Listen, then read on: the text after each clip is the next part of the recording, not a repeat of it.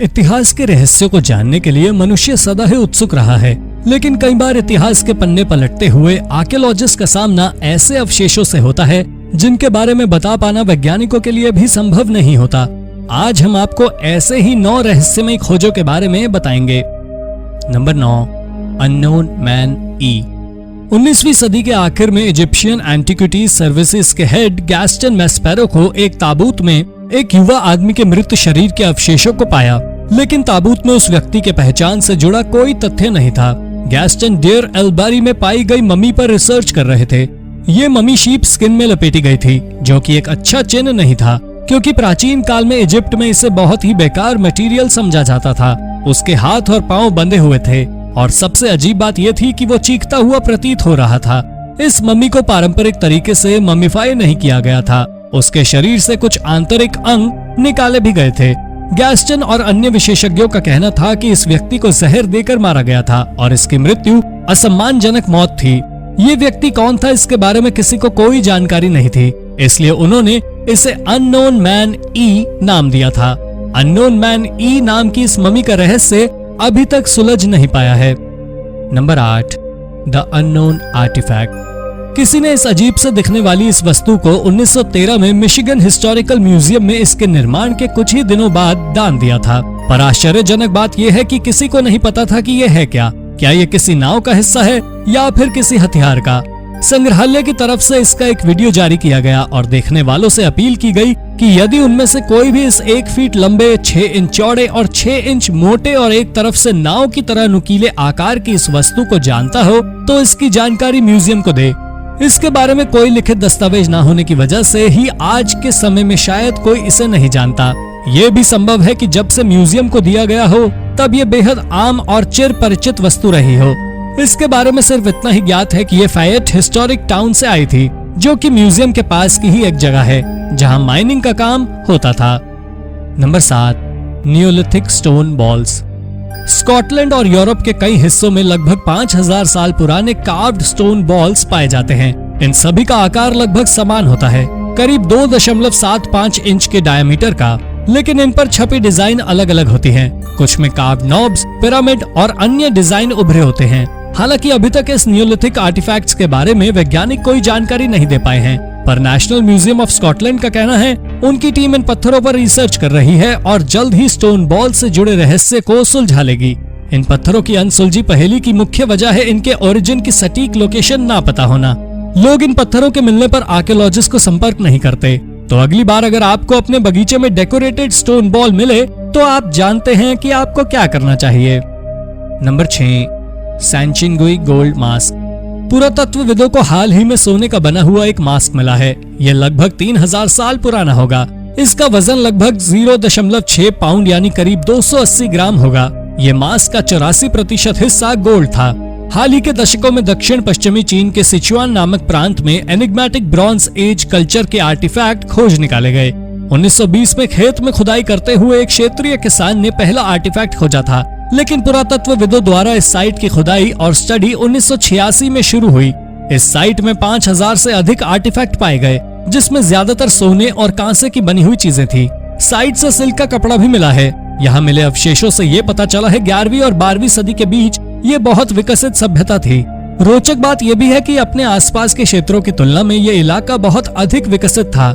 यहाँ पाए गए अवशेष ये भी बताते हैं कि ये एक इंडिपेंडेंट कल्चर था, लेकिन यहाँ रहने वाले लोग कौन थे और उनके रहन सहन से जुड़ी बातें अभी भी रहस्य बनी हुई हैं, क्योंकि इन अवशेषों में अभी तक कोई लिखित रिकॉर्ड नहीं मिला है। Number 5, Medici mystery. Giovanni dalle Bande Nere का जन्म एक लोडोविसी डी मेडिसी के रूप में 1448 में हुआ था। वो एक मेडिसी वॉरियर थे जिसने बहुत कम उम्र में खतरनाक छवि बना ली थी। मात्र 12 साल की छोटी उम्र में उसे फ्लोरेंस से निकाल दिया गया था क्योंकि उसने एक मर्डर कर दिया था। शायद ये उसके आक्रामक बर्ताव का ही नतीजा था कि वो 16वीं सदी के दौरान मिलिट्री का एक लाजवाब कप्तान था। जियोवानी ऑफ ब्लैक बैंड के नाम से जाना जाता था क्योंकि पोप लियो 10 की मृत्यु के बाद उसने ये बैंड्स पहनना शुरू कर दिया था। 28 की उम्र में जियोवानी की मौत एक जंग के दौरान घुटने की और एंकल की हड्डी टूटने से हो गई। वो 5 फुट 4 इंच लंबा एक सुडौल व्यक्ति था, तो इस छोटे कारण से उसकी मौत किसी को भी हजम नहीं हो रही थी। कुछ लोगों का यह भी मानना था कि डॉक्टरों ने अपना काम ठीक से नहीं किया, इसलिए उसकी मौत हो गई।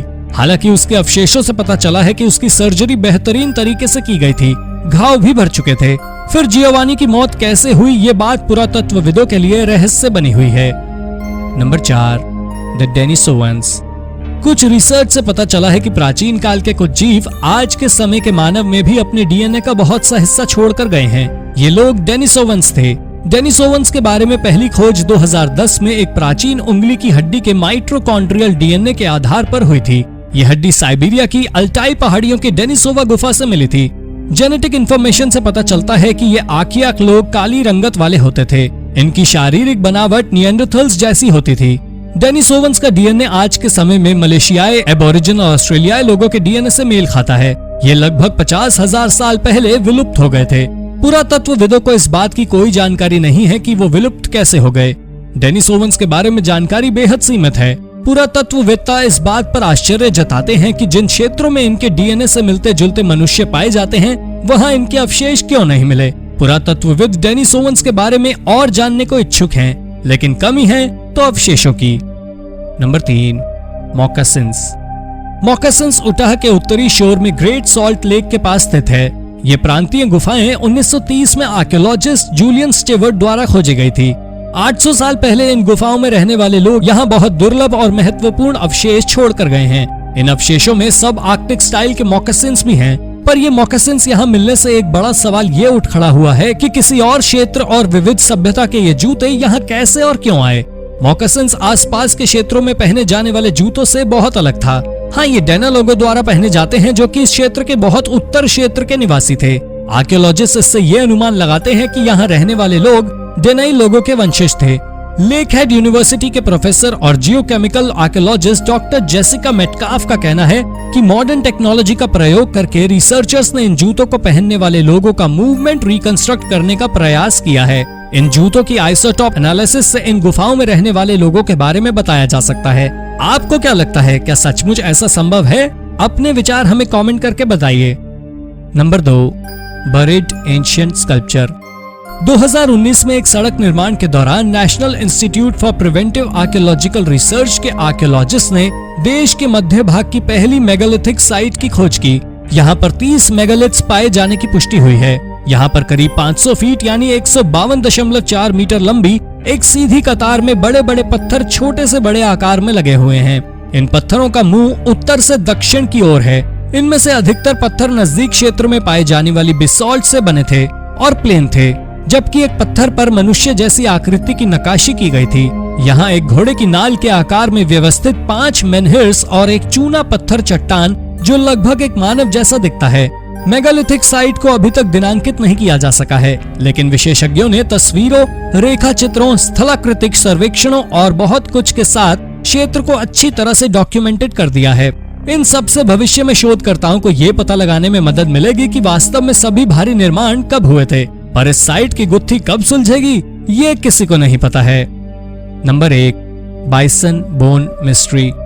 साउथ अल्बर्टा में 2015 में यूनिवर्सिटी ऑफ लेथब्रिज के पुरातत्वविद शॉन ब्यूबल और उनकी टीम ने 500 ईसा पूर्व जब उन्हें कुछ विचित्र लगा, कम से कम 68 बचर्ड बाइसन के अवशेषों के नीचे प्रागैतिहासिक शिकारी ने बाइसन हड्डियों के संग्रह को पृथ्वी में गहराई से दबाया था। ब्यूबल कहते हैं, हमने देखा कि हड्डियों को मिट्टी में दबा दिया गया था। आखिरकार टीम ने इन गूढ़ अस्थि संरचनाओं में से 8 का पता लगाया, जबकि प्रागैतिहासिक अमेरिकी मूल निवासी बाइसन हड्डियों को एनविल्स के रूप में इस्तेमाल करने के लिए जाना जाता था। ये जानकारी बहुत कम है इस साइट पर और अधिक रिसर्च होनी अभी बाकी है। इसके तथ्यों के बारे में बहुत कुछ पता लगाना अभी बचा है। तो दोस्तों, ये थे इतिहास के वो अनसुलझे रहस्य जिन्हें पुरातत्वविद भी नहीं सुलझा सके। ऐसे ही अन्य रोचक तथ्य जानने के लिए और हमसे जुड़े रहने के लिए हमारे चैनल को सब्सक्राइब करना ना भूलें। धन्यवाद।